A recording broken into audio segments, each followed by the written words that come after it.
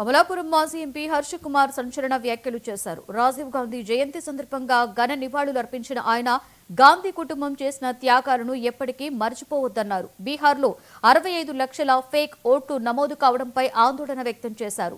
ఈవీఎంలలో అదనపు ఓట్లు ఎలా వస్తున్నాయని ఆయన ప్రశ్నించారు.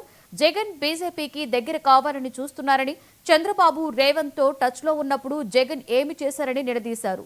పాస్టర్ ప్రవీణ్ పగడాల మరణం అనుమానాస్పదమని, సిట్టింగ్ జడ్జితో విచారణ జరిపించాలని డిమాండ్ చేశారు.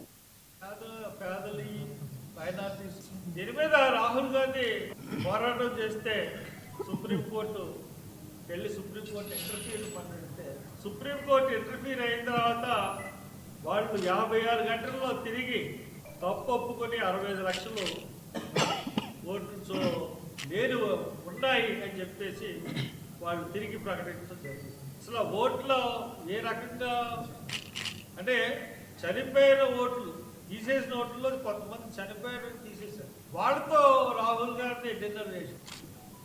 దాన్ని బట్టి ఈ యొక్క దేశం యొక్క ప్రజాస్వామ్యం ఏ రకంగా ఉంది అంటే ఓట్లతోనే మనకు ప్రజాస్వామ్యం. అటువంటి ఓట్లనే తీసేస్తుంటే ప్రజాస్వామ్యం విలువలు ఏమవుతున్నాయన్నది అర్థం అవ్వకుండా.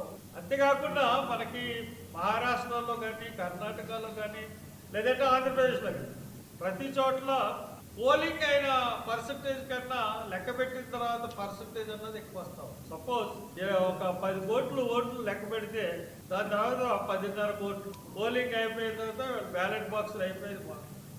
పోలింగ్ శాతమేమో 84% అవుతుంది. పోలింగ్ తర్వాత అనౌన్స్ చేసేటప్పటికి 84% వల్ల పోయి 86, తర్వాత 90, 92 అలాగా. అంటే ఈ ఓట్లు ఏ రకంగా కలుస్తున్నాయి, ఎక్కడి నుంచి వచ్చి కలుస్తుంది? దళితులు, పేదలు, మైనార్టీస్. దీని మీద రాహుల్ గాంధీ పోరాటం చేస్తే సుప్రీంకోర్టు ఇంటర్ఫీర్ పనిస్తే సుప్రీంకోర్టు ఇంటర్ఫీర్ అయిన తర్వాత వాళ్ళు 56 గంటల్లో తిరిగి తప్పు ఒప్పుకొని 65 లక్షలు ఓట్లు నేను ఉన్నాయి అని చెప్పేసి వాళ్ళు తిరిగి ప్రకటించడం జరిగింది. అసలు ఓట్ల